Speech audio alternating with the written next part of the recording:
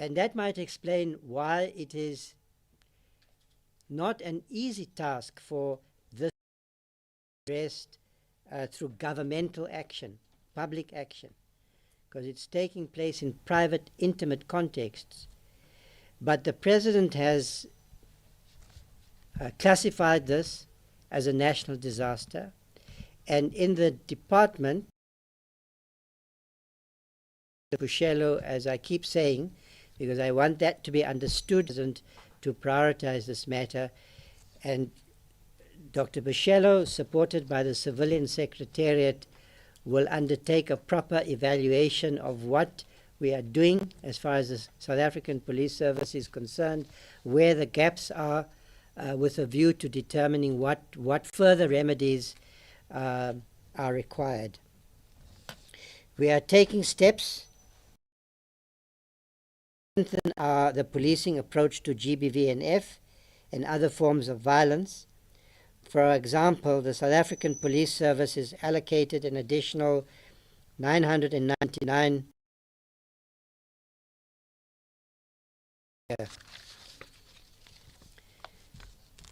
while we also need to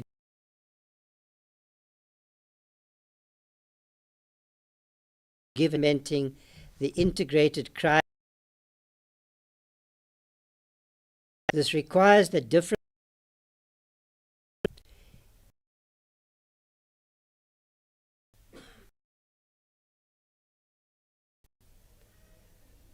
the social departments such as health, education, and social development to be aligned their services across to mitigate the factors that drive crime and violence so that it can be prevented from happening. And this includes gang violence. My message to the leaders in the provinces and in local authorities in those areas affected by gang violence is that my focus has to be on law enforcement as the Minister of Police, but those communities need development. Young people there need opportunity. So there needs to be a greater focus on social provision and the development agenda in those communities if we are going to be successful over the long term in dealing with gang-related violence. I will be hosting a meeting of all provincial heads of community safety, including some premiers, where the premiers themselves exercise the safety portfolio, which we call a MINMEC, on the 6th of March from now. This meeting is important to ensure that we agree on priorities. I'm in conversation with the National Commissioner on agreement at provincial and local level across the country. That's really the purpose of this MINMEC, and it also, the focus there will also be on strong implementation of the integrated crime and violence prevention strategy, for the reasons I'm emphasizing, that there is a relationship between prevention and after the fact policing, and there is a relationship between our economic and social agendas on the one hand and the challenge of law enforcement to improve the levels of safety in our communities. And the Civilian Secretariat officials who are here are the ones who have developed this strategy, and we are now focusing as it's my major focus to try and improve the implementation of this integrated, holistic, all government, all of society approach to. We also need to ensure that communities are supported with at the local level programs to improve public safety. This has to be done within the framework of the law, where communities take the law into their own hands. This only creates further problems in communities and for an already overstretched police service. But I am committed, as one of the pillars of our fight against crime, to reactivate, re-energize community policing, because I'm convinced that that initiative, which was introduced early on in our transition to a constitutional democracy, is the right approach. And somehow along the way we lost a little bit of energy and focus. So I will therefore be looking at reinvigorating community policing by establishing a national community patroller program that will run in each province. And I'm hoping to use the MINMEX to persuade the leadership in those provinces to implement such a patroller program. I've asked the Civilian Secretariat for the Police to develop the concept and fund with the objective of enabling community members to receive training and stipends to assist with improving safety in their localities. I learned quite a lot from the way we approached this in Gauteng many years ago. We had a very successful community program, but the way we thought about it was as a single window. So in distressed families, these stipends have the possibility of adding to the income stream to such families. If you think about a family that's receiving a pension and other forms of social assistance, in addition a stipend, it is small, but it's not meaningless. And my experience has been that it really helps build community cohesion when you involve the community itself in mobilizing to improve safety and to work alongside the police service. They will not be undertaking policing functions, but be deployed to ensure that there are people who can call the through their presence prevent crime from happening in places such as schools and other places where there are safety challenges. Certainly in the high gang areas in the Eastern Cape and the Western Cape, such a program can be. I want to be clear that I do not intend to promote a single model, because in many areas communities have taken their own initiatives, and that's what I want to encourage. There's no one-size-fits-all. There may be, I'm interested in the patroller program, particularly in the most marginalized communities, but there are various options available, and I want to find ways of supporting those initiatives. I think this is the moment in which the country can be mobilized to improve policing and to become once again involved in the struggle to improve community safety. Then tackling organized crime, which I have to say is of a wholly different order from the challenges that we've had in dealing with contact crime, which in a sense is ordinary crime. I think organized crime is of a different order. It requires a new response. The kind of organized crime that is bedeviling our country increasingly is not just a South African problem. It is a problem in many jurisdictions across the world. I noticed recently that the police in Canada produced a report which sounds like a report about South Africa. It's about the infiltration of criminal cartels into both public and private. The methodology that these cartels are using is one that we are also experiencing, but it's an experience everywhere.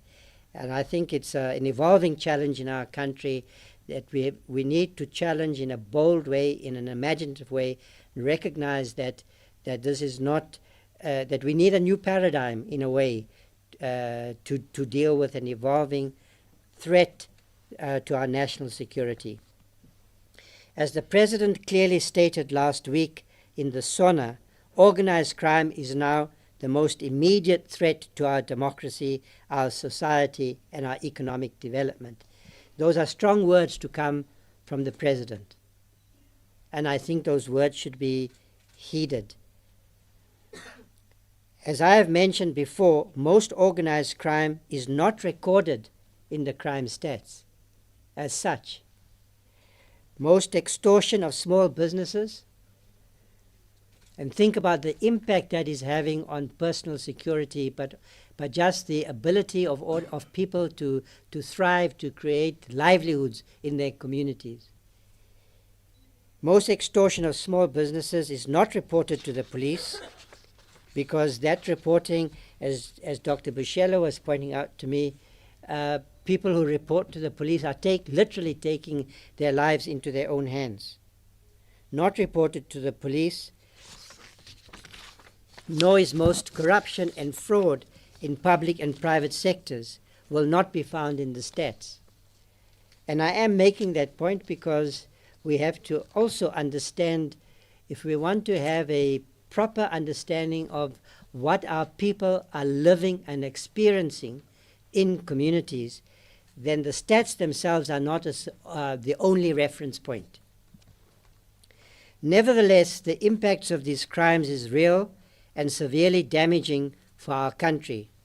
When public funds are stolen on a large scale, we feel it in the most direct ways.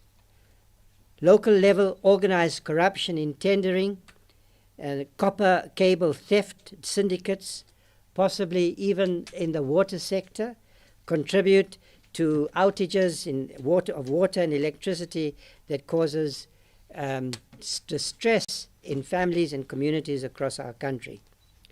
The quality of crucial public services like education, healthcare, and transport is undermined when public funds allocated for these services is stolen. In the private sector, the costs of goods and services increase as private companies charge more to make up for losses in stock or fraud, or incur additional security costs to prevent becoming victims to syndicated crime. As the Madlanga Commission and parliamentary ad hoc inquiries have shown, organized criminality has infiltrated our criminal justice system. We have already established a dedicated task team to investigate evidence of criminality. That is the National Commissioner, Commissioner Masemola, and I were given very clear instructions by the President, and we have made sure that that team has been set up. I want to stress that that team is conducting criminal investigations against those identified police officers, but also those Metro Police. And together with the mayor in Ekurhuleni, we agreed that both he and I will ensure that our departments take the necessary disciplinary action as well through precautionary suspensions, the setting up of disciplinary panels. The National Commissioner and I have agreed that the panels that will be set up to deal with those disciplinary cases will be presided over by an outside expert. In other words, not somebody appointed from within the police service, to give an additional level of assurance to the public that we mean business. Our approach in tackling organized crime should have at least two elements. Firstly, we must identify those involved through vetting and lifestyle audits of our top ranks. So it was very important that the President announced that the Minister of State Security, State Security Agency, will vet and conduct lifestyle audits of the senior management in the South African Police Service, and they will be doing so with my support and the support of the National Commissioner and his senior team. Those who associate with criminals or involve themselves in criminality and corruption have no place in the criminal justice system. The South African Police Service's top management echelon must consist only of experienced commanders of unquestionable integrity. We must establish an organizational culture characterized by professionalism, integrity, and accountability throughout the organization. Just as we say sometimes that the fish rots from the head, we also know what would be a positive way of saying this, Commissioner. When there's an example set at the top, then that sets the tone for the rest of the organization. Secondly, organized crime must be recognized as sophisticated, well networked, and enabled by professional lawyers and accountants who use sophisticated business structures, who accumulate huge amounts of wealth. That's what we are currently dealing with. Therefore, specialized capabilities for identifying individuals and networks have to be in the police service, have to be strengthened so that we can be effective in our efforts to dismantle their operations, seize their resources, and send those implicated to prison. In the short term, where the effects of organized crime threaten lives and livelihoods, such as gang violence and illegal mining, think about the devastation being caused across the country by the illegal miners. Additional security resources will be enhanced by bolstering the anti-gang units and deploying the most advanced units of the South African Police Service and the South African National Defence Force. The National Commission and I have had a conversation about this. In addition to the deployment of the South African National Defence Force, we are going to be taking steps to be strengthening the gang units, equipping them properly, and deploying the most advanced units. And that's a matter that the National Commissioner will deal with when he's ready. So the response to the gang violence is multifaceted. We're looking at strengthening policing. We're looking at strengthening the contribution that all levels of government make to development. And we are looking at, because we have to bring an end to the killings, at deploying the South African Defence Force in a supportive role. And as I've stressed, we have learned from past experiences. We're not going to make the same mistakes. We are going to deploy those additional resources in a way that understands the skills and respective mandates of the South African Police Service and the South African Defence Force. Those are distinct mandates. They have complementary roles in the fight against gang violence. Let me clear that this deployment, therefore, is under the command of the South African Police Service, and it's in support of their operations in particular locations. Their role has been carefully defined to ensure area dominance and protection during high-risk operations. So gangs are armed. Support to cordon and search operations in dangerous zones and the protection of critical infrastructure as well as key routes. It is a time-bound intervention aimed at stabilizing situations where our people are losing their lives on a daily basis. There was an incident in the Mitchell's Plain yesterday, on the first day of Ramadan. This man went to the mosque for the Tarawih prayers at the beginning of this holy month, and was murdered on leaving the mosque.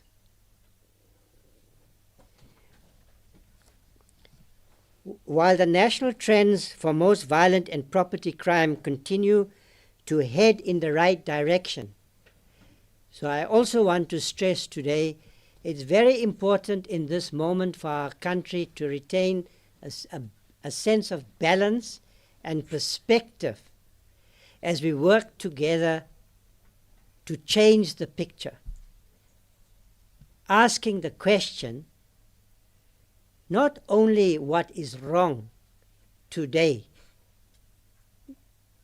but what kind of police service we want to build in the next decade. What do we want South Africa and its police service, the men and women in blue, who are charged with the protection of our safety, what do we want that to look like in the next 10 years? It's not going to be what it looks like today in the Madlanga Commission. And what it looks like in the Madlanga Commission is also not the whole picture. Because if it were the whole picture, then we wouldn't be making any progress over the last 2 or 3 years in dealing with organized, with contact crime. So we have a long journey to travel, but we must be prepared to travel that journey. Look ahead. What I promise is that as a part of this government, we will not give up. By adopting a whole of government and a whole of society approach, all levels of government, all departments, working together with our communities, we can succeed in making South Africa a safer place. This is a priority. It's achievable, and I've got no doubt that our people have the vision and the fortitude to change the picture for the better. Thank you.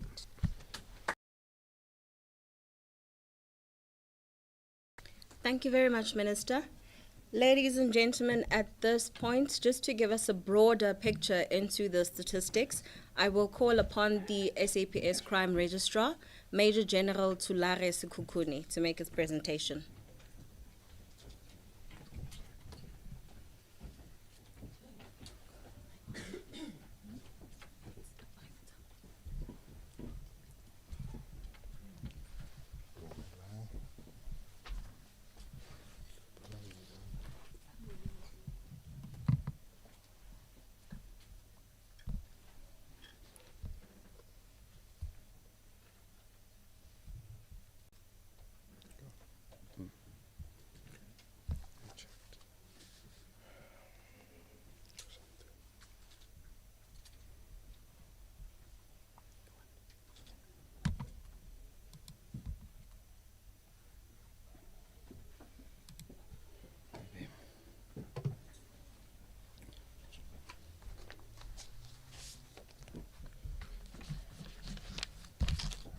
Good afternoon, Minister Kachalia, the Deputy Minister of Department of Justice, Mr. Nel, the Deputy Minister of Police, Mebushielo, the National Commissioner, Tate Masemola, the Lieutenant Generals,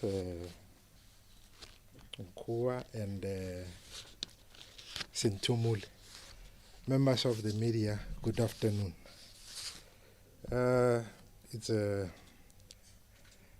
This is a graveyard shift. Normally when we were doing statistics, the classes would be early in the morning because we know that most of the statistics and mathematics classes need a fresh mind. So I don't want to keep you here for long, but I will try to summarize this presentation in as limited time as possible so that I can take you out of the torture of going through statistics in the late hours of the afternoon. As the Minister has indicated, the current period that we will be briefing you on is the third quarter of the financial year, covering the period from October to December. And we normally start with a table which gives an overview or a summary of the total number of crimes, or the 17 community reported crimes that have been reported to the South African Police Service. The table that you see in front of you on the left-hand side, for those that are attending this briefing for the first time, on the left-hand side is the national crime picture of the 17 community reported crimes, and then on the right-hand side is a provincial comparison. So this slide gives an overall picture of the crimes statistics for the current quarter.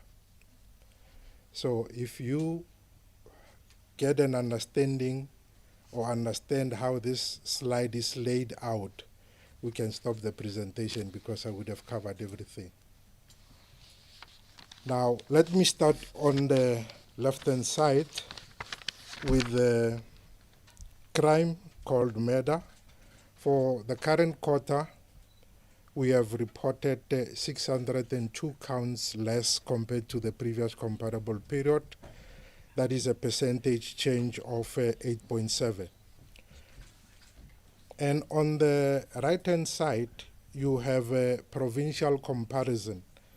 On this slide, what we are observing is that it's disappeared. Okay, come.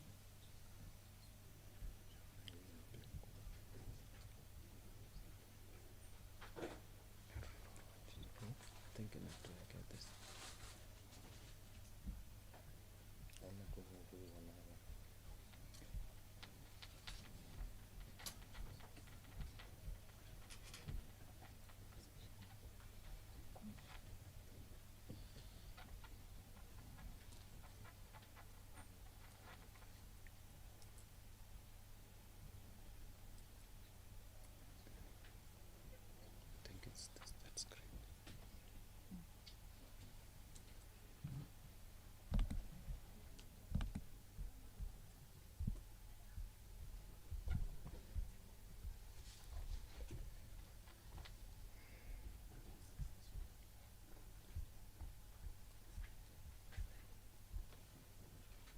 Should I share it for myself? I don't know if you can try, but then they're not going to see it here.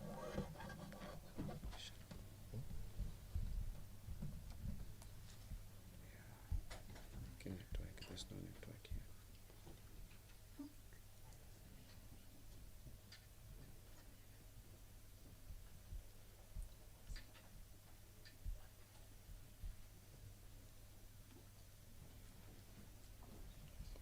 Yeah, it is not showing. Let's see. I think the network here is weak.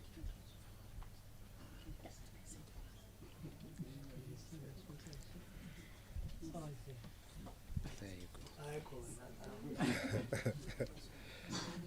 Okay, colleagues, apologies about that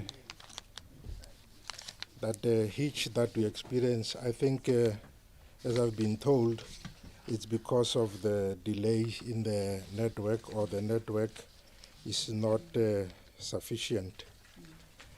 Okay, I've already indicated that I'll also try and pick up my pace in terms of the presentation. I've already indicated that we have recorded a decrease in terms of the murders for the current quarter for the national, that is 602 counts less compared to the previous comparable period. In this current period, we have recorded 6,351 murders when compared to the 6,953 that we have reported in the previous comparable period. As the minister was talking, some of you might have been confused because he was comparing the trend like Q1 versus Q2, but what we are doing here, we are comparing the same period in the current quarter as compared to the previous quarter, because we understand that there is also an element of seasonality that is inherent in the crime statistics. Hence, when we do the comparison, we prefer to compare the same period in the current quarter and compare it to the previous period in the same quarter. And besides that, different quarters are characterized by different phenomena. Like, for instance, when you approach the October, November, December, normally you would tend to see a spike in most cash in transit, and also you would also have alcohol-related and assault-related issues being on the increase, because most of the people are merry, and once they get drunk, they start fighting and hitting each other, and that in most cases where one person was beaten, and then because he has lost the fight, he goes and report a case of assault. The other one will also similarly, leading to what is double reporting, but the incident is the same. So for statistical purpose, we record what has been reported to the police, irrespective of whether the complainant is A or B. Whenever they come to say this is what has transpired or what has happened to me, we will record such an incident. Now, let me continue to the matters and indicate that on the right-hand side, the numbers are color-coded red and green. The red is a indication that that particular province has recorded an increase with respect to that particular crime, and the red would indicate that that particular province has recorded an increase. And these numbers that you see inside the table simply indicate the total number of murders that had been reported within that particular province. These are not the differences, but the actual numbers that had been reported for that particular province. When we look at the murder, two provinces have recorded increases, that is the province of Limpopo, 215, and the Northern Cape, 112. Then moving on to sexual offenses, we have recorded a reduction of 426 counts less compared to the previous comparable period, and only 3 provinces have recorded increase, in the Western Cape, 2014. The other 6 provinces have recorded decreases.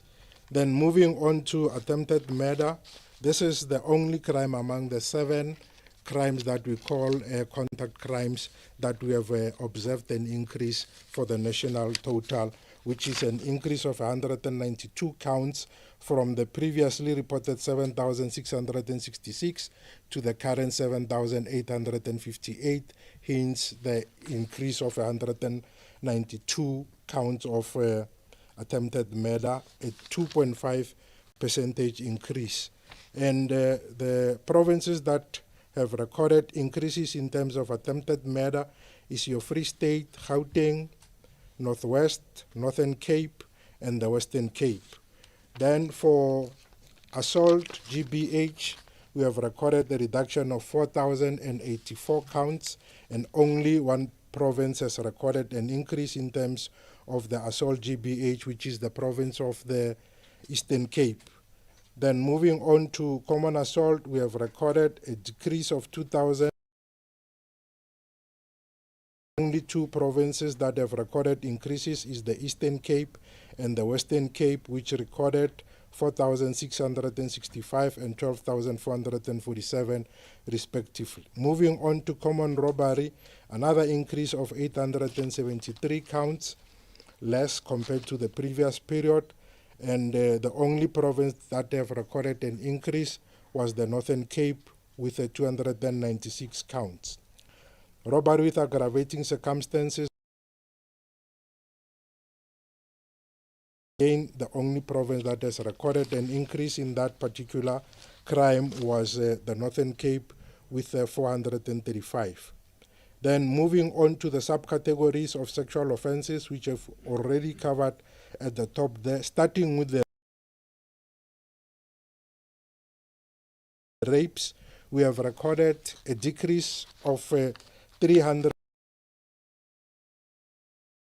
Previous comparable period, we had 11,803 rapes. Currently, we have reported 11,430. And the three provinces that have recorded increases in terms of the rapes are the province of KwaZulu-Natal, Mpumalanga, and the Western Cape. Sexual assault, we recorded a reduction of 26 counts. Then we recorded an increase in terms of the attempted sexual offences, 7 counts more. Then the contact sexual offences, we recorded a decrease of 34 counts. Then moving on to what are called the subcategories of robbery with aggravating circumstances, which we have already touched on at the top there with under the category of robbery with aggravating circumstances.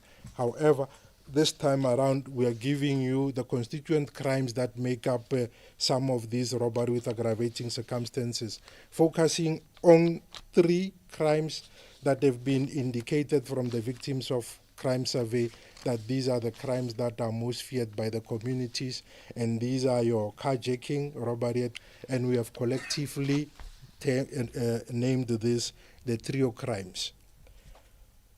We have recorded a decrease of 387 in terms of the carjacking, and only 2 provinces, that is the Free State and the Northwest, have recorded an increase for carjacking.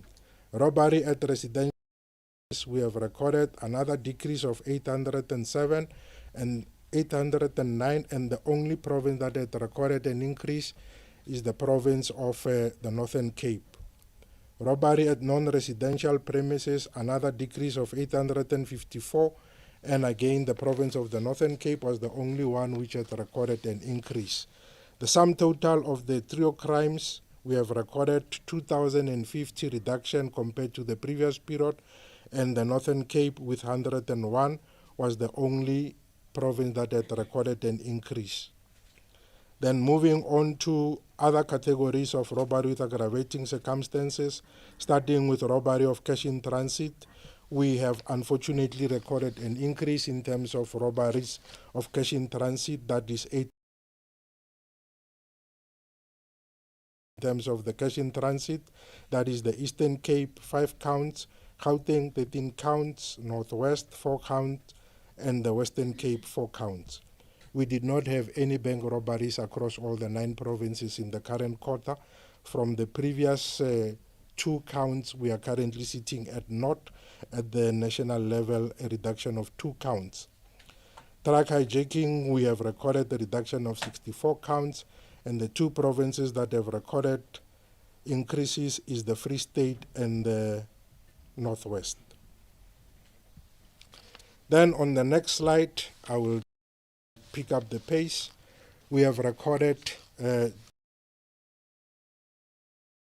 related crimes made up of arson and malicious damage to property.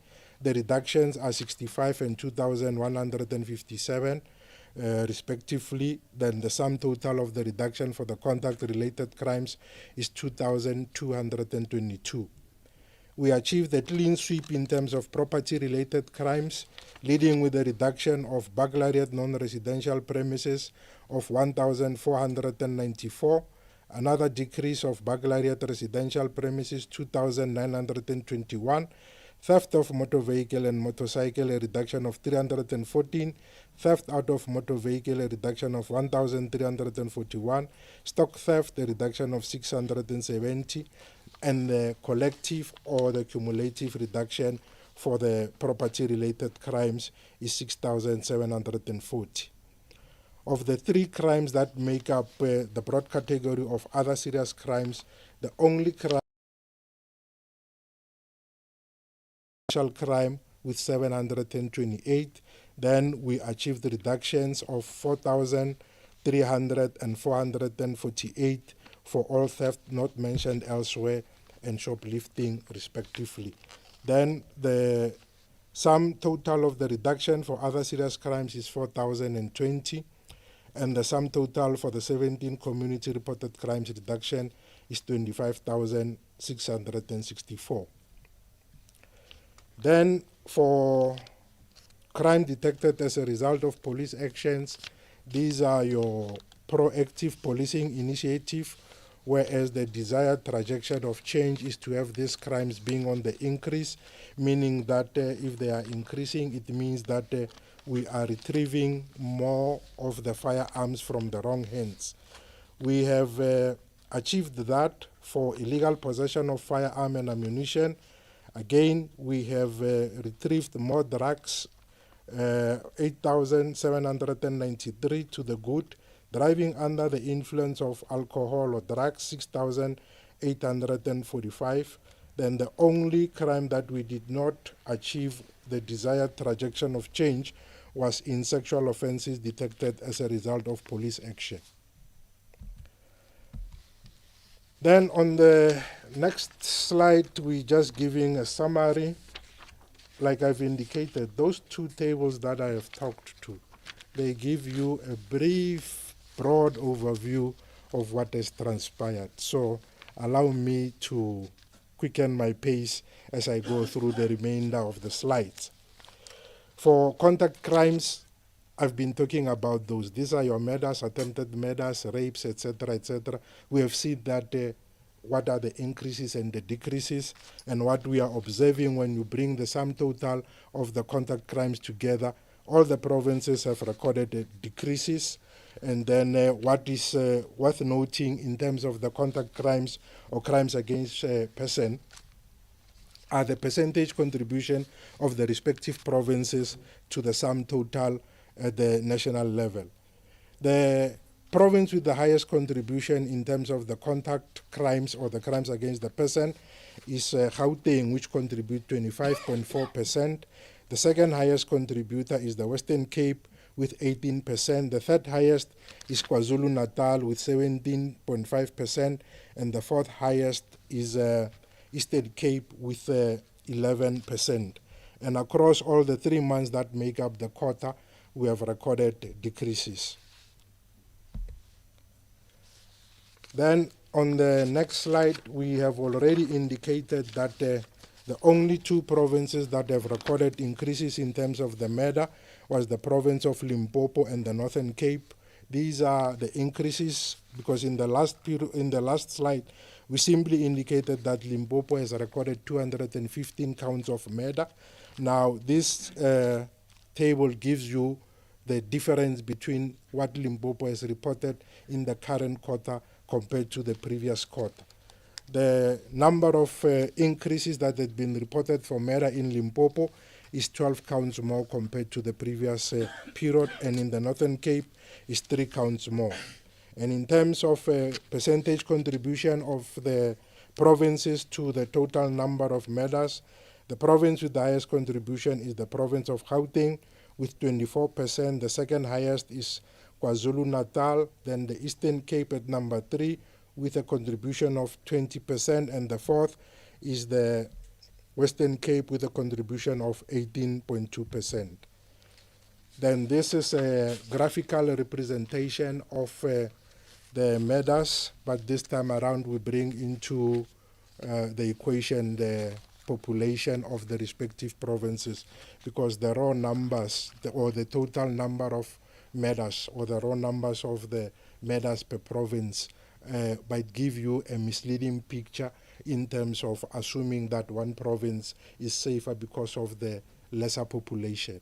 However, when you bring in the respective population size of the provinces and then you do the per capita, it gives a fair or a comparable comparison across the provinces. Now, when you bring in the population of the respective provinces, which is indicated at the bottom there, These are the Stats SA mid-year population estimates that we use to compute the per capita murder. What we observe is that the province with the highest per capita murder is the province of the Eastern Cape with 19 murders per 100,000, and the second is the Western Cape with 15 per 100,000, and the province with the least per capita murder or the lowest per capita murder is the province of Limpopo with 4 per 100,000. Then moving on to the top 30 stations, I will only touch on the top 5 for the top 30 stations. The top 5, the Western Cape, and one station is in the province of KwaZulu-Natal. The top 5 is made up of the stations that are in the Western Cape. Number 1 being Imfuleni, which has recorded 75 murders and 70 murders with an increase of 16, and the trend is disturbed by Inanda, which is in the province of KwaZulu-Natal, with 61 murders and a reduction of 4. Then back to the Western Cape, Delft at number 4 with 58 murders and a reduction of 14. And number 5, we have Gugulethu with 52 murders and a reduction of 8. Now, the appropriate way to read this table is that the first column, it gives you the particular station's position when you take, and the second column, which is labeled provincial position, it gives you the position of that station when you take only the total number of stations within that particular province. So number 1 at the national will obviously be number 1 within the province, etc. Now, we also tried to look at the causative factors for murder, looking from a sample of 5,940. What we have observed from this sample is that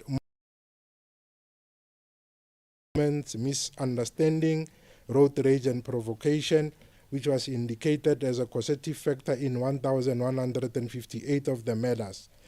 Then the province with the highest number of murders attributed to arguments is the Eastern Cape with 280, then the Western Cape at number 2 with 263, Gauteng at number 3 with 200, and KwaZulu-Natal at number 4 with 159.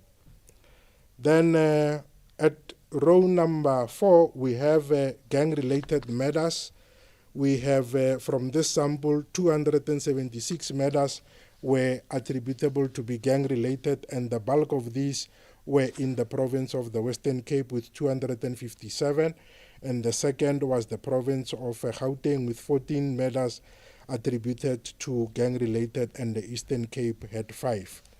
Taxi-related murders, it was indicated to be the causative factor in 52 of the murders, and most of these murders happened in the province of Gauteng, which was 32 counts, and the second was Western Cape with 13 counts.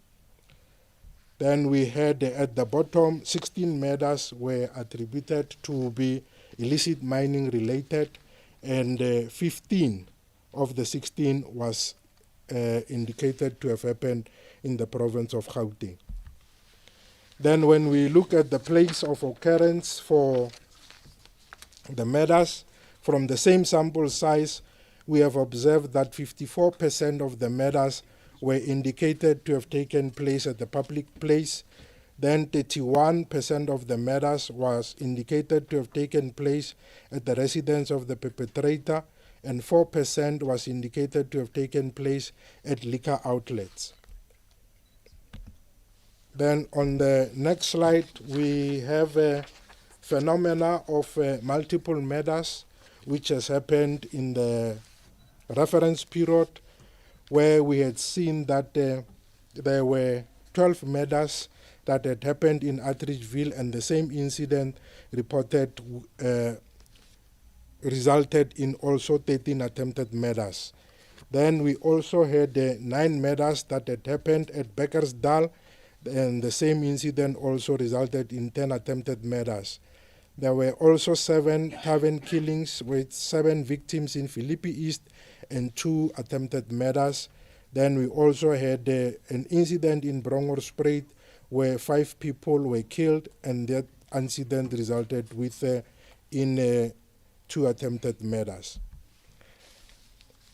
Then, as we have seen that we have incidents where multiple murders happen in the same setting and mostly committed by firearms, we also tried to look from the same sample size what is the weapon of choice that is being used in the commission of these murders, and we had found that it was indicated that firearms were used in 2,561 of these murders. And one thing that we need to be you need to be cautioned of is the fact that this does not necessarily imply that there were 2,561 guns that were used to commit these murders. This means that there is a many-to-one and a one-to-many relationship between the number of bodies and the guns.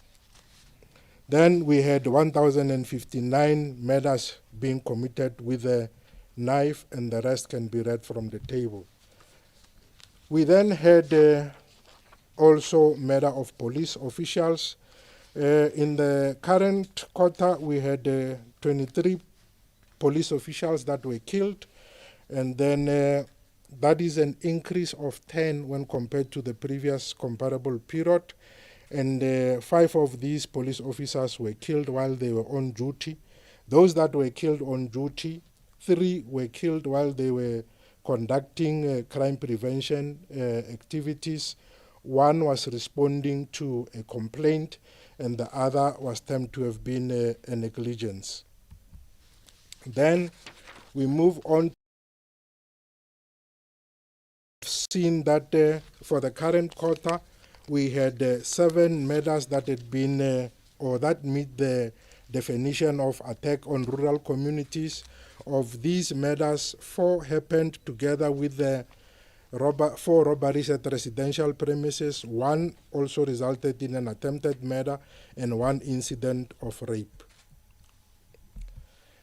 Then moving on to the rapes, we have recorded a reduction of 373 rapes in the current quarter, and the provinces that have recorded increases in terms of the rapes is your KwaZulu-Natal, 16 counts more, Mpumalanga 18 counts more, and the Western Cape with 17 counts more. The rest of the provinces recorded decreases. Then this is per capita rape, because again, if you only use the number of victims or the number of counts, you will miss the comparison that the population figures bring to the table. So when you do the per capita, is the one that is the highest in terms of per capita rape, with 28 rapes per 100,000, and then the Free State is the second highest with 23 per 100,000, and the Northern Cape is at number 3 with 22 per 100,000, and the province of Gauteng is the least in terms of per capita rape of 12 per 100,000. Top 5. The province of KwaZulu-Natal, 1 is in the Eastern Cape, and 1 station is in the Limpopo, that is Thohoyandou in Limpopo. The eastern in the KwaZulu-Natal is Inanda, places Layer. For places of occurrence of the rapes, what we have observed from the sample of 8,517, we have that 65% of the rapes have taken place at the residence of the perpetrator, 21% of the rapes have taken place in a public place, and only 1% has taken place at liquor outlets. We also have rapes that have taken place at educational institutions. 74 of the rapes have taken place at such places of learning, and we also had spaza shops. In this slide, we look at the use and abuse of alcohol to the places of occurrence. We observed that there were 317 murders whereby it was indicated that alcohol was used perpetrator before the commission or during the commission of the murder, and 676 attempted murders, alcohol was involved. 1,927 rapes involved the use of alcohol. Assault GBH, 6,957 involved the use of alcohol as are counter charges where two people would fight and then they both go and open a case. Then those that happened at a place where alcohol is being sold, we have 249 murders, 106 rapes, 424 attempted murders, and 4,401 assaults.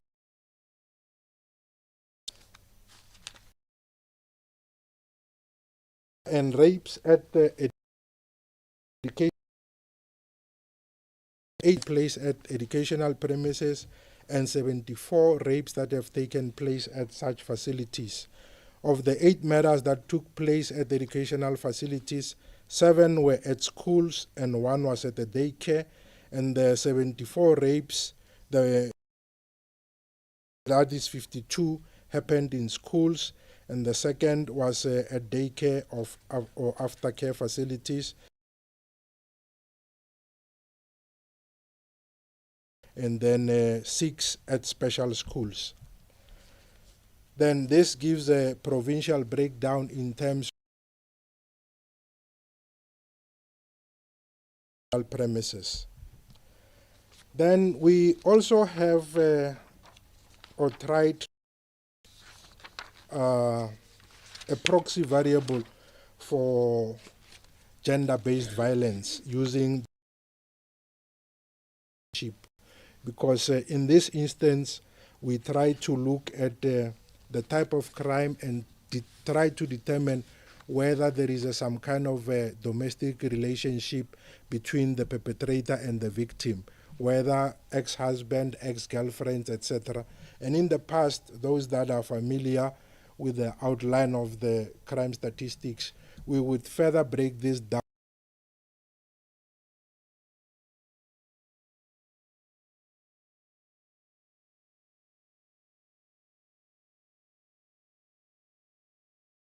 in terms of accurately captured in terms of these crimes. The victim and the perpetrators. So what I'm trying to say is acted the necessary quality assurance, and it will, by doing that, it will create more harm than good if we provide those statistics which the quality is kind of suspect. So please this in the view, with the view to achieve the highest level of quality and to also increase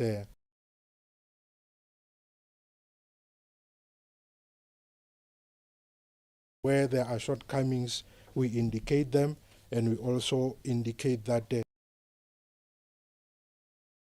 make sure that what we are going to provide is accurate and framework. Then we move on to carjacking. We have recorded a decrease of 187 counts less that have recorded in Northwest. Then the top 30 stations for carjacking, what we observe here, as you can see from the slide, 21 of the top 30 stations for carjacking, 6 are in the province of Western Cape, and 1 each in the province of Eastern Cape and Mpumalanga. To robberies of cash in transit, in the previous comparable period, we had 29 counts of robbery of cash in transit. In the current period, we are now sitting at 8 counts higher, or 37 counts of robbery of cash in transit. And this graph indicates the modus operandi that had been used in the commission of these cash in transit robberies. The 19 of these cash in transit robberies were committed whilst the armored vehicle was on the road. 14 were what is termed cross pavements. 4 were at the merchant rail, and we didn't have any incident where the armored vehicle was static. And if you look in the tables there, it gives a break where these 19 cash in transit robberies where the armored vehicle was on the road. 8 was in KwaZulu-Natal, 6 in Gauteng,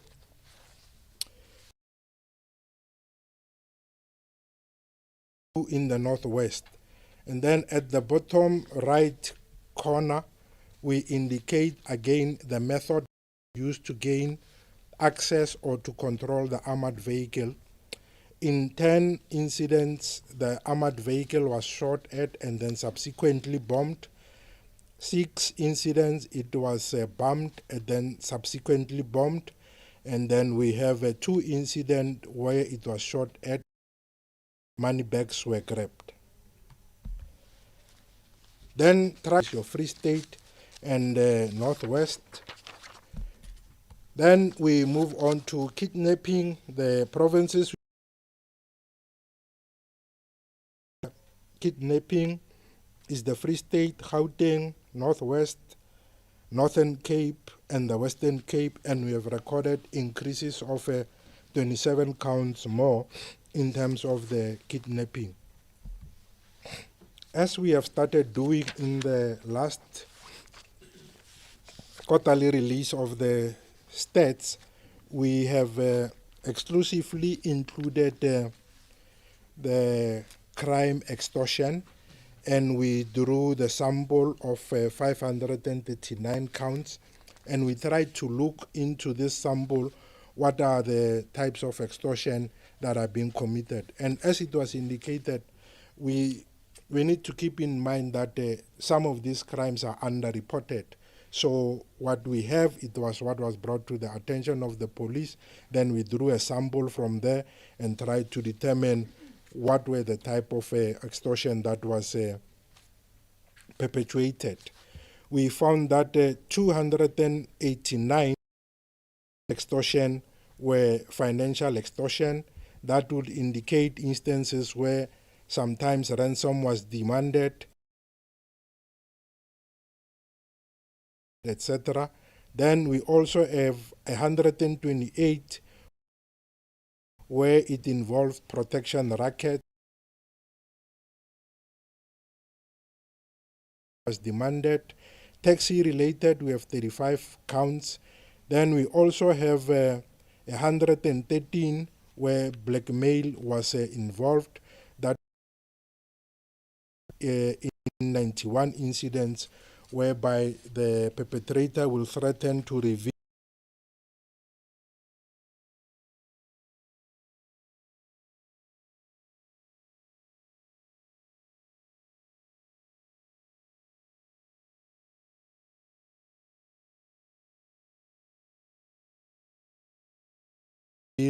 or publish compromising.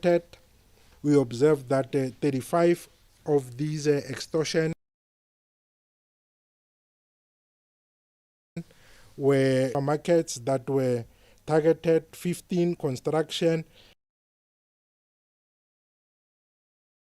in terms of the types of businesses that we can determine where this extortion was perpetuated.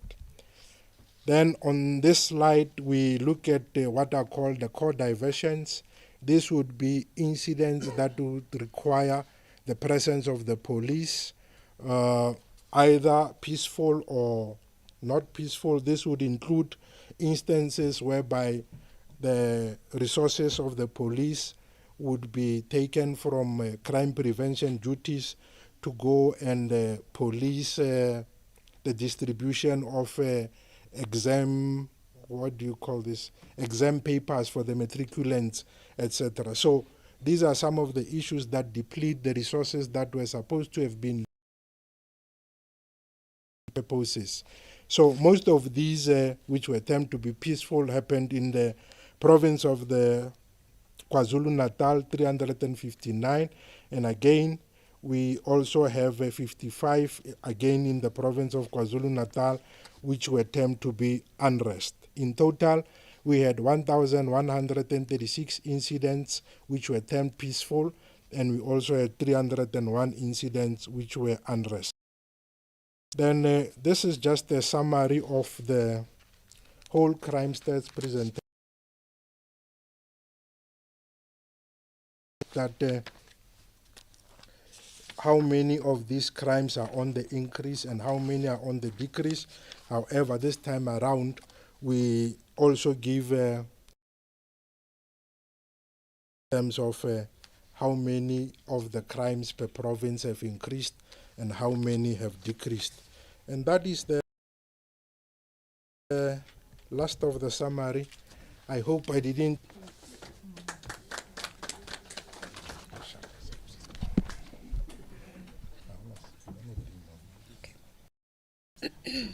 Thank you very much, General.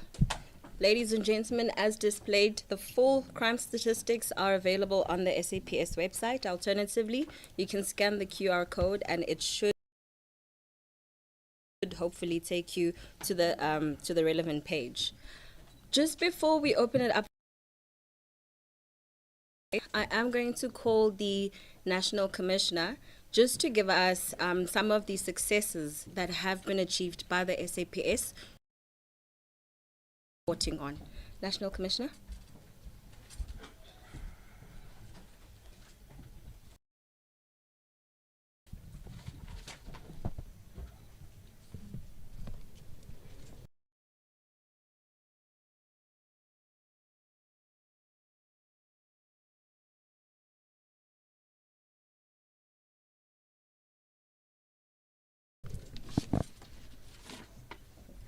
The Minister of Police, Deputy Minister of Police, Dr. Ushielo, the Deputy Minister of Justice, Mr. Nell, Deputy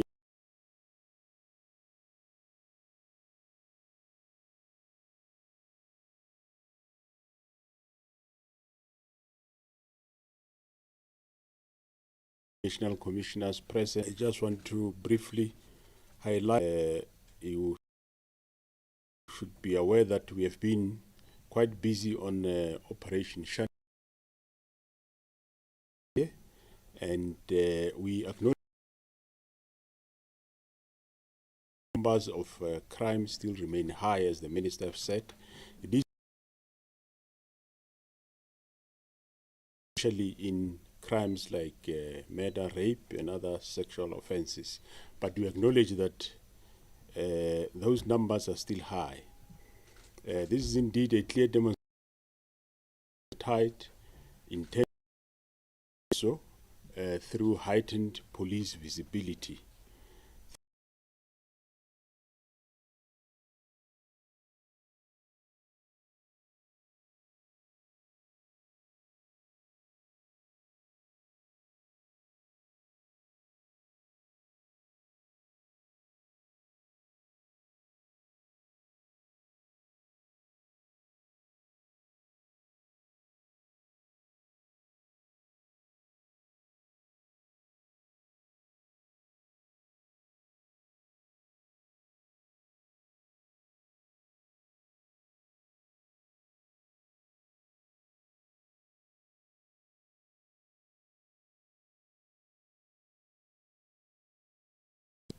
firearms. We know that firearms remains, we have seen the stats, remains the most causes of our violent crimes, especially your murders, your CITs, and so on. By destroying these firearms, it is more crimes reduced from within our society. On a weekly basis, we seized not less than 100 firearms during our tracing operations and stop and searches. Just last week, nationally, we recovered 147 illegal firearms. Previous week to that, 142. And the week before that, 119 illegal firearms were confiscated. In effort to ensure compliance of the Firearm Control Act, because most of the firearms used, not to say it's only illegal firearms that might have come across the country from outside. Some are within from the country. Some are those firearms that were legal at some point, either from security forces or private individuals. So in an effort to ensure compliance, our men and women in blue also conducted inspections at more than 3,700 licensed firearm dealers and private security company operation in Middelburg in Mpumalanga. We have confiscated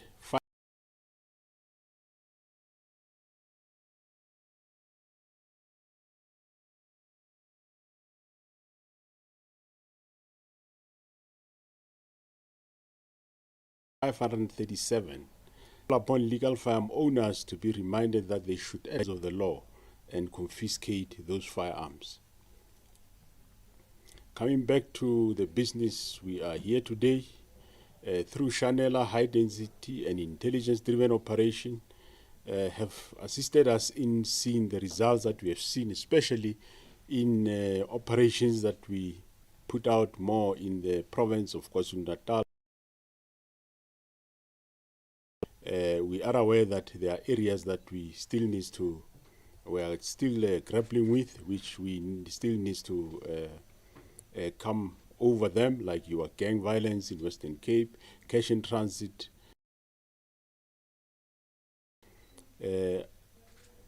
Our from communities, apprehending repeat and violent offenders, stabilizing identified crime hotspots, and strengthening our detective capacity. Through our concerted effort, the men and women in blue worked tirelessly to create a safe environment. Right now, from now on, both in Gauteng and the Western Cape, our members remain deployments so that we can be able to reduce this crime.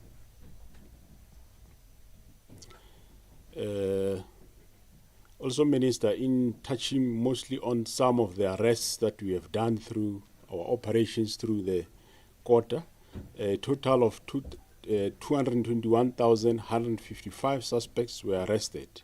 That is October to December, for crimes ranging from murder, rape, house robberies, and so on. And the breakdown of that is as follows: for murder, for attempted murder, 1,725, rape, 2,382. On other crimes such as drugs, it was 31,800. GPH 20,866, illegal immigrants 18,694, drunken drivers 12,668, which in case of drunken driving is all other law enforcement agencies included.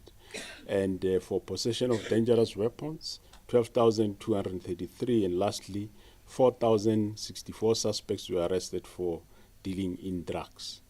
This arrest and recoveries, these arrests happen in the quarter October to December, but however, does not necessarily mean that those crimes might happen during that period, might be also of previous. Recoveries 1,590 handguns, 85 homemade, 151 rifles, and over 24,000 of ammunition.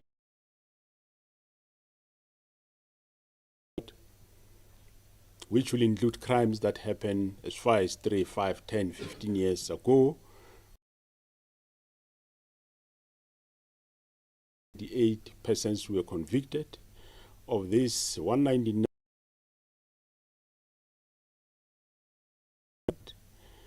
this includes 51 murderers and the rapist. 15 accused were sentenced to 40 and more years. Murder and others were other crimes. 237 accused persons were sentenced to 20 years and more years imprisonment, which include 94 murderers and the rest is other crimes. 29 persons were sentenced to 30 years and more, and 10 of them, of these 29, were murderers. 910 persons, 61 were murderers. 1,348 persons were convicted to a period of between 5 and 9 years for all various other crimes, including GBV. Out of that, were convicted and sentenced to prison, 109 to life imprisonment for GBV, 77 for 20 years and more, 169 GBV perpetrators were sentenced to 10 and 19 years between 76 GBV perpetrators were sentenced to between 1 and 9 years. We will not fight against crime and to ensure that we all do our best in creating a safer country. Just on an update, you would be aware on the bill we have arrested 4 people, 3 males and 1 female. They have appeared. And with regard to operations in Springs, where people are digging gold from a crawl, we have seen the site. We have since cleared the site, and we do call upon community. You don't just wake up and go and start mining for you to become a miner. And on the Athlone triple murder cases, we haven't yet made a breakthrough there. On the break-in in K9 in Lundi, and I'm sure you are aware of the arrest of the son of the late former president of Zimbabwe, Robert Mugabe, the son and another friend who were arrested for the shooting of a gardener yesterday at their house. Yeah, thanks very much.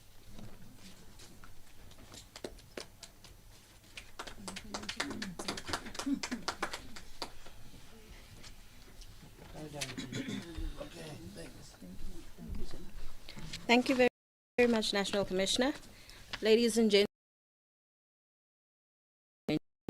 the aircon does work, but it does make a sound, so apologies for that.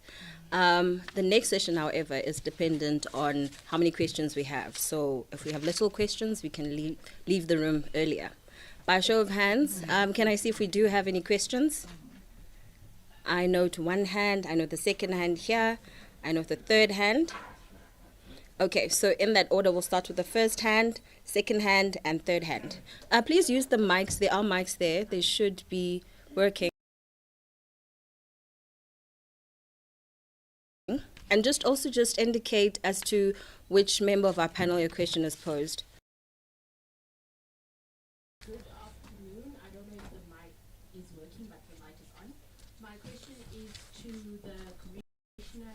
Let me first introduce myself, Diane Hawker from Deutsche Welle. The question relates to the resources that will be added to the gangs unit as mentioned by the Minister. What exactly are we talking about? Do we know that you know, talking about more cars, are we talking about more people?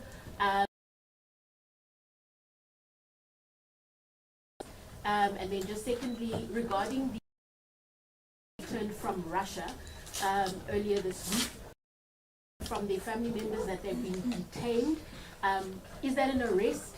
Is it a detention for questioning? Are they going to face any charges? Could you give us some clarity on that?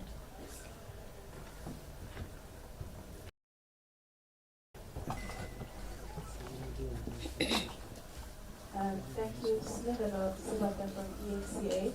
I'd just like more clarity from anyone of the panel who can answer with regards to the SANDF deployment. When does it actually, how many of the SANDF personnel will province deployment is going to work out. And of course, we can't ignore the elephant in the room. General Sintimuda, if you could just respond to the allegations that are coming out of the... Can we take the last hand? Good afternoon and thank you for the opportunity. My name is Khaugelo Magoleo from the UFM. I have about 3 to 4. That Moja Love killing in Windsor. I'm particularly keen, Commissioner, on your response on the Action SA comment that that operation was not just being done by Golani but was being done in collaboration with the police, and that it was an officer that fired the fatal shot. And I'm also interested in why has been so, one could say, quiet about it when it was such a dominant issue. Secondly, just to add to that, what motivates this trend in the subs where you communicate that is and that type of a crime, but where where it involves individuals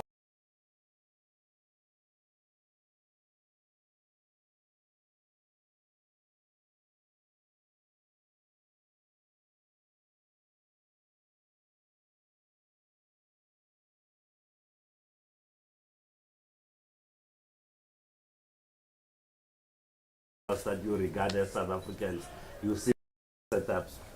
And regarding the Mugabe shooting, from at least what we are seeing, who have been allowing contamination of the scene. So we just need an update. Have you found the gun? Are you with how you handled the scene? There have been a number of known individuals there that some of them with questionable characters. I mean, how do you manage a scene with those kind of people there? And finally, for the minister, regarding the inquiry, is it going to be confined to the people that are on the list, or because now we have individuals being mentioned as the... Thank you. I think we can start with the minister responding to the questions that he thinks he can respond to, because I think the bulk are more operational. Minister? All of them except the last one. Okay, if Minister can just come respond. No, I don't want to make the mistake of interfering with operational matters. I won't answer those ones.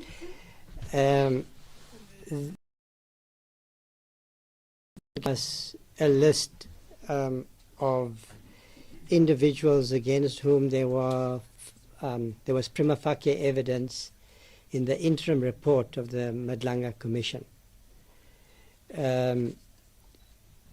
So the focus of the investigation, the criminal investigation as well as disciplinary steps, is on those identified individuals.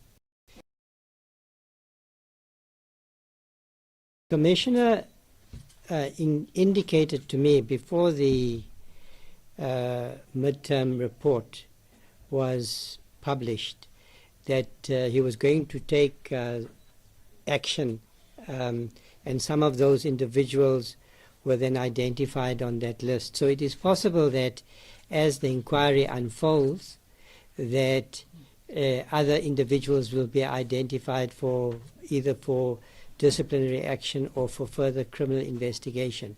But I would say that for the most part what we will do is wait for the findings of the so that we also avoid a situation where we take precipitous action through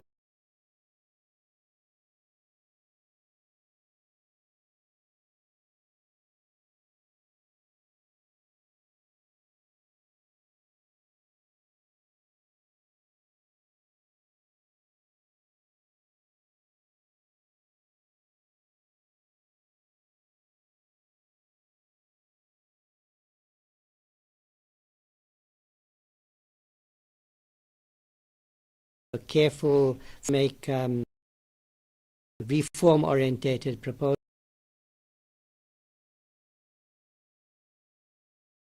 systemic proposals, and we are also prepared.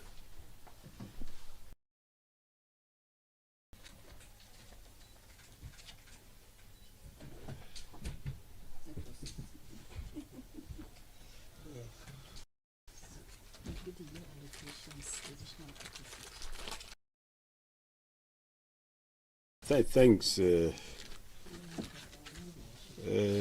regard to the resourcing of the anti-gang units, we did announce, I think, a month or so ago that we're going to resource those units with personnel.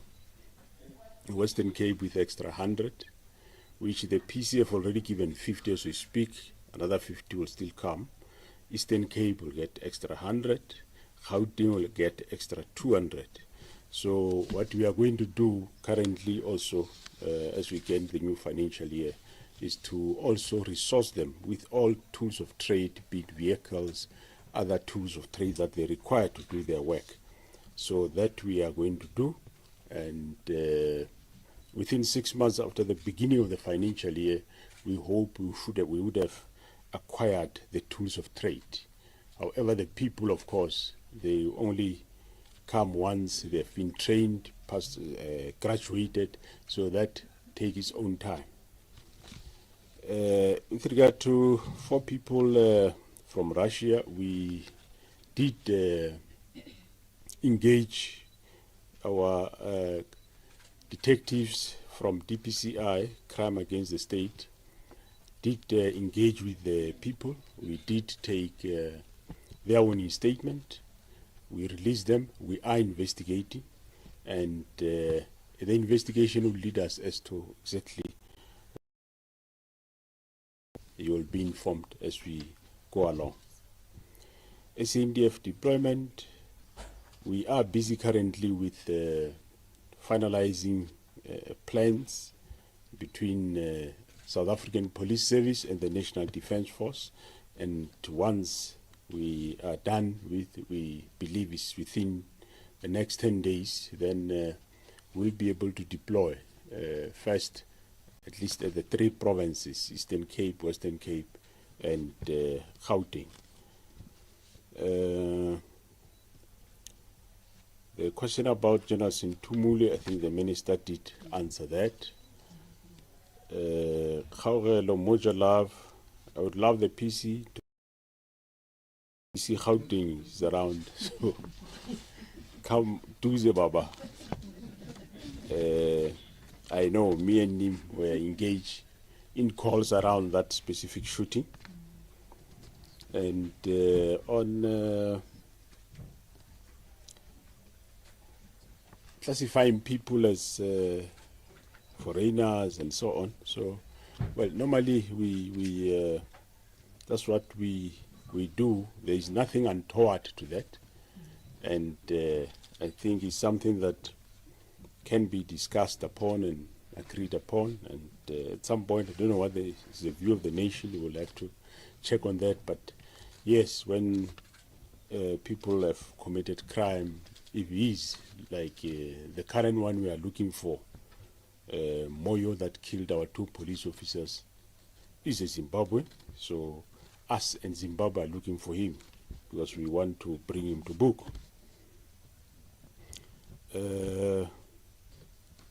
Yeah, the provincial commissioner will also allude on the handling of the crime scene, which we also did speak about it. I think that is all from my side.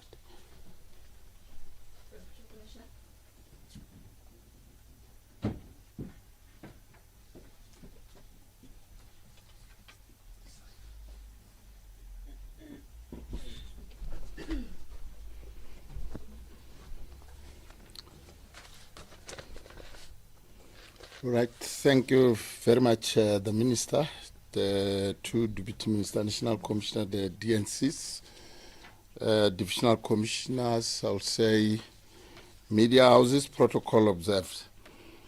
Let me start with the issue of the crime scene within the policing precinct of Bramley Hyde Park, where yesterday on the commission of a crime we have dispatched one of my deputy or one of the most senior police official within the province in terms of handling the crime scene. We have since make sure that we follow whatever leads which has to be followed, including the two individuals, as you allege that dubious characters. I must just indicate that we also summon the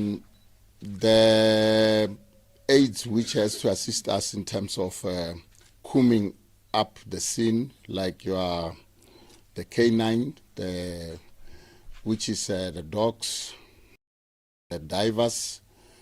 You'll ask why the divers, as there is a swimming pool in there. The question might be asked to say why. In some other instances, you'll realize that we did not want to make a mistake in relation to the issue of swimming pool, because in some other instances, it might not be clear, the swimming pool. So, yeah, in that respect, and then we are following, I think the National Commissioner have reflected in terms of the two aids which we have to scientifical, I will not indicate how, in terms of determination whether a firearm might have been used with one of those people who were in the house. So currently that crime scene, I will say, still on. As I was driving to this place, we have made the necessary cordon and search in that crime scene. The issue in Windsor, as and when it happened, I communicated immediately with the station commander and then the district commissioner. Then we set up a team in ensuring that we deal precisely with the team. The allegations that a police official is involved in shooting the deceased is something which can be determined, but at this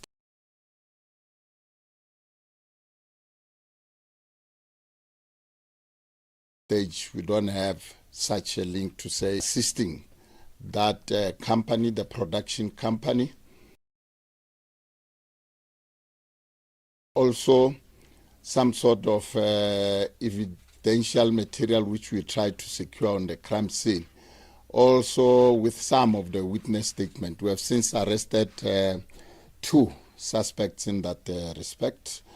The firearms which belongs to the security company, I think it's 2 of them. We have also confiscated the firearms. So as for now, we have engaged the IPID as there is a suspicion that the South African Police Service might be involved.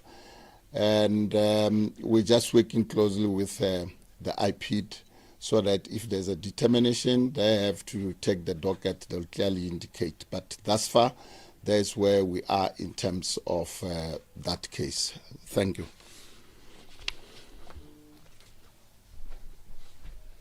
Thank you very much, Provincial Commissioner. Ladies and gentlemen, I have been advised that we do not have any questions from the online platform. I will therefore open it up to the last round of questions because I see there's a last minute hand. Just by indication, is that the last hand that we have before we close it off? Okay, you may ask your question. I don't know if this is for the Minister or the Commissioner, but perhaps if we could just have a conversation, if you will, about what police are doing about the scourge of drug abuse, particularly in our communities. A lot of these crimes that we are seeing are stemming from a tremendous and I think terrifying escalation of drugs within our homes, our communities, be it poorer communities or even those that are living in certain suburbs within Johannesburg. It's an absolute crisis, and I'm really just curious as to know what are we doing about the drug crisis in our country. Another question is perhaps maybe looking at the issue of murder. Very often when we used to speak about the murder rate, it was a big focus, and I think it's a good job that it is on the decline.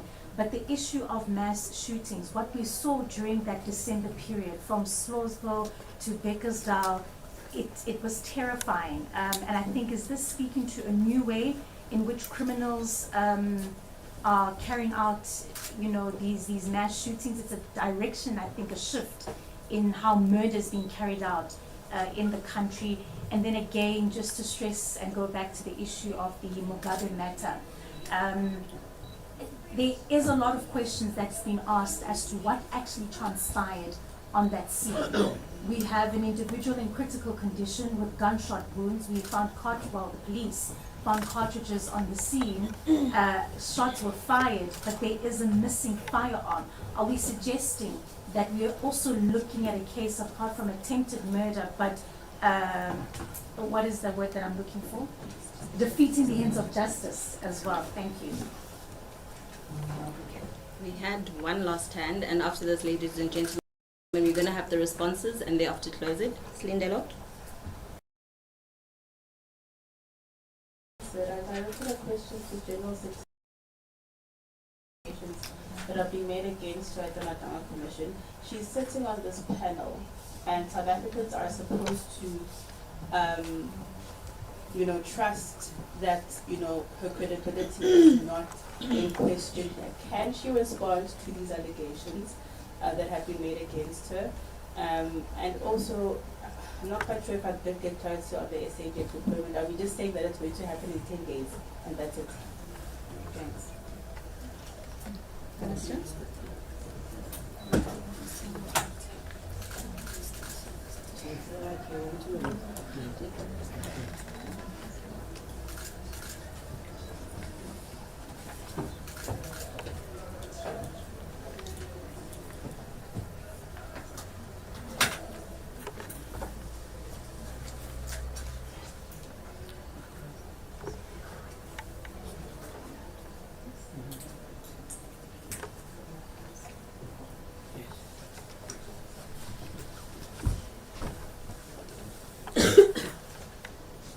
Okay, on the question that's been put to General Sintamule,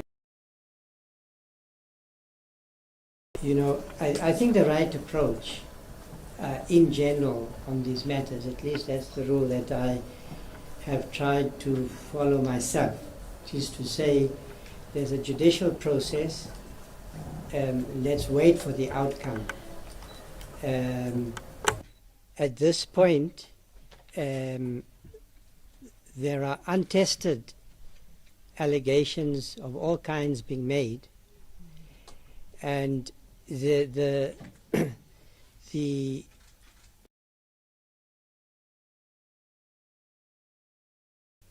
allegations that are made are also that when in an inquiry like this, possibly to attack in a quite an undisciplined way all and sundry. I think that the general should be afforded some protection in a situation like this, because these matters are under inquiry. I don't think we should prejudge the findings of the inquiry. I did indicate before coming up here, asked General whether she would be comfortable responding. She's not comfortable responding. I'm happy to stand here to say I think the right thing to do in the situation is to allow the inquiry to come to a conclusion.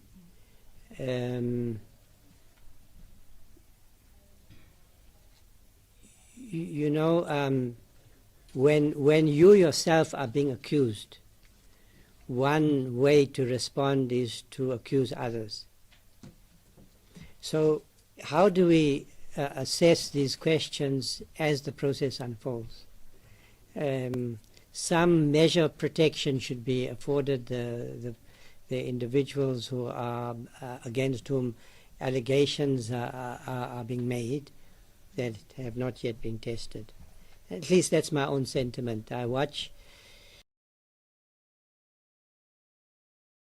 the Madlanga Commission as much as I can. I don't have that much time. It was made by what I'm hearing. But it does judgment. I will not rush to judgment. I will wait for a process to unfold, because we don't know the facts.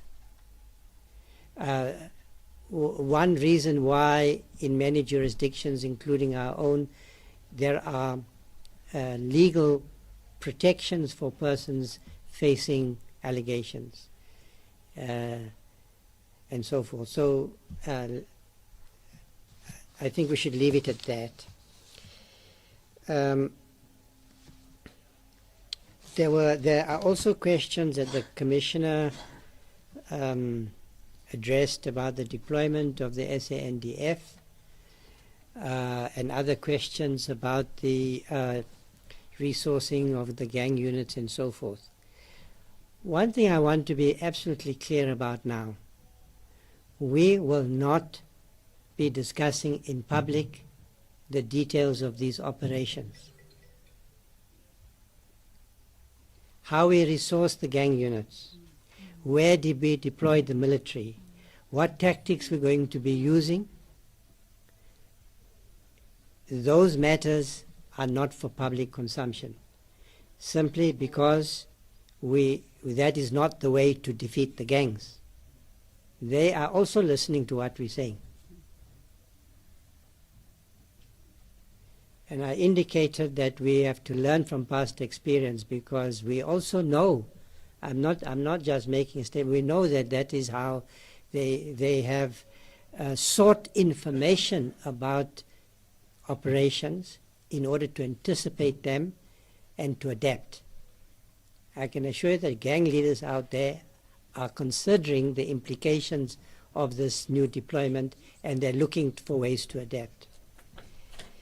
I hope that explanation is accepted. If it's not, I'm happy to but that I insist that is the right approach. In fact, when the questions were put, I leaned over to the National Commission and I said, don't be tempted. For a politician like myself, or that's the role I now have, to share as much information as possible about matters that I should leave aside. So I'm saying I will not talk about these matters. I'll talk about these matters to the Commissioner.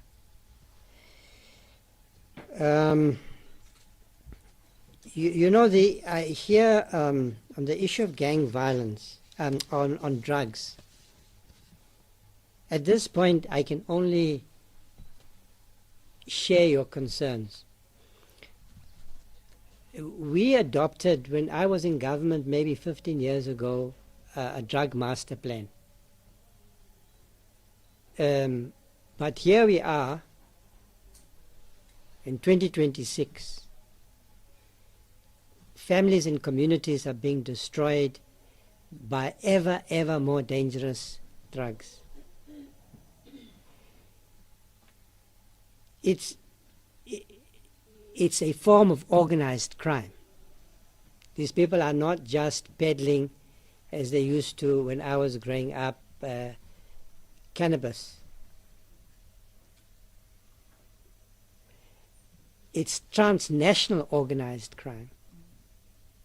Well organized, well funded. So my answer to your question is actually I don't think that we can say as a society we are currently winning the battle against drugs. And I know that I often get lambasted when I have the inclination just to speak my mind, but we have to face up to the facts and look at the experiences elsewhere in the world. The countries with the most resources in Northern Europe and North America, countries all across Latin America. This is a growing and deepening problem. The cartels, as well as these are also drug cartels. So I have seen the devastation of this in the community that I grew up in. I know families who don't have children anymore.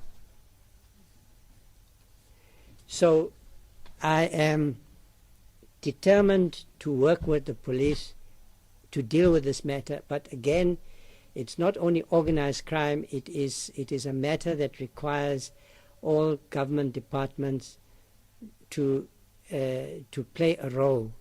And I think the challenge going ahead, I know I sound like a stuck record, is never to lose focus, never to lose a sense of hope and of possibility and of what has to be done in order to change the reality. And the reality at the moment for many families and communities across the country is that the availability of drugs because of these criminal cartels is, in many places, it's out of control.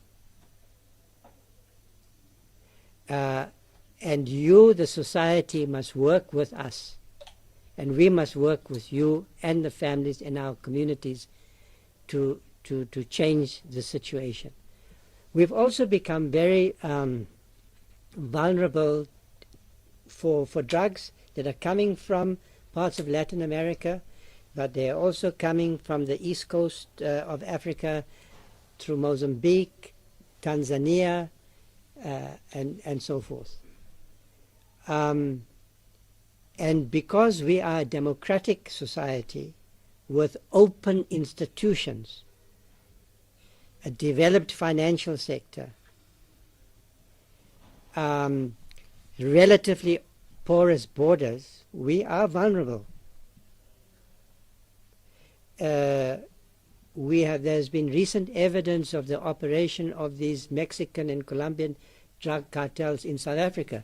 Am I right, Commissioner? Establishing laboratories here. That's how brazen they are. So we have got to fight them. We have to be prepared to confront them, to dismantle them, to attack them. And at the moment, we are winning and we are losing. On this matter, there's no question that there has to be one winner. But let's not underestimate the complexity and the difficulty of dealing with this problem. I know of no society that has faced this problem that where they have had a magic bullet, where they've been able to sort the problem out overnight.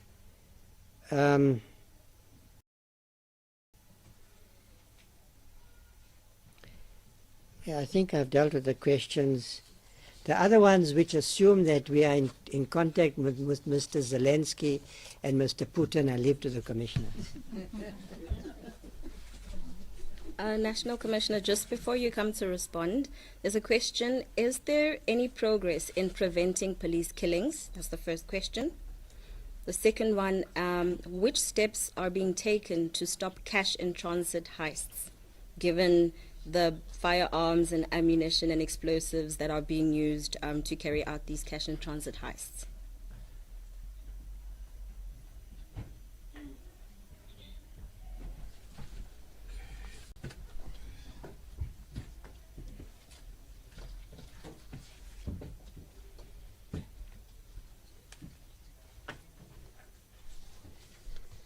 Thanks. There was a question on mass shooting.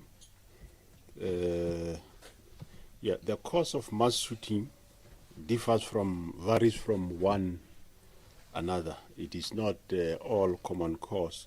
For example, if you take the Atteridgeville shooting, indications are more about taxi routes. And if you take the Beckerstall latest one, indications like about illegal mining related groupings fighting. If you go back, the previous quarter still in Beckerstall, if you still remember, the shooting there it was more argument, because you remember that incident, the tavern owner was closing. Somebody came and say, at home we have got visitors, there was lobola, whatever, so we want liquor. And this one says, no, I'm closing now, I don't open. And there was a fight that ensued there out of, wanting to purchase alcohol. And eventually the purchasers left. But the tavern owner drove home, took a licensed firearm, and drove to the home of the purchaser. And he shot not only the passenger, he shot a lot of people there. So they differ from one another. Same if you take the Bronkhorstspruit one, there was an argument at the tavern, and the suspect left the tavern, he went home to fetch a firearm and come and shoot the others out of argument. So they differ from one another, and of course some are also domestic related. Some of the shootings are more domestic related. On the firearm at the scene at Hyde Park, well, you had the PC saying that we still have got forces there, so we have mobilized all other sort of help that we need to find the firearm. So that search is still on and it will continue. On the prevention of police killings, we do continually take our members for refresher training, because the first thing is the policeman or woman must be able to defend himself when attacked, be it physically, unarmed or armed, depending whatever type of attack he needs to thwart away. So he must be able to defend himself. So we give them that training, hence we make sure they go for now and then regular shooting. Hence we have seen that of late, you might not be aware, of late, when you apply for a post within, especially the operational environment or in the police, that is members that are applying for promotion, one of the requirements is you must be competent in firearms. That's why we brought that, so that the first step is to get our members ready to be able to stand for themselves and protect one another or whoever members of the public. And secondly, of course, in the training we made them aware in terms of the dangers that they are facing. We were engaging with the minister, myself, that one of the problems that we have or that contributes to attack on police is the housing where the police members reside. It is a problem, it's a challenge. We are in discussion with the minister, and I'm sure once we find a way forward as to how do we tackle this problem, because currently we are in discussion, we'll engage with other departments, then we will be able to announce a way forward in terms of how are we going to make sure that they find a suitable accommodation, because some of the contributing factors is where members of the police are staying that contribute to them being targeted and being killed. Preventing CIT robbers, well, we have our medium to high risk forces that deal with this. You know very well that CIT robbers don't take handguns or rubber bullets to go and rob a van. They take high caliber firearms, and the only way to face them is to also confront them with our medium to high risk forces and give them what they are doing to us. Fight fire with fire. That's the only way that we prevail in that regard. So, but of course, we now and then engage the cash transport companies to improve on their safety measures, and including like dying your money so that monies can be easily be taken away. So those are negotiations that we have been engaging on. Thank you very much.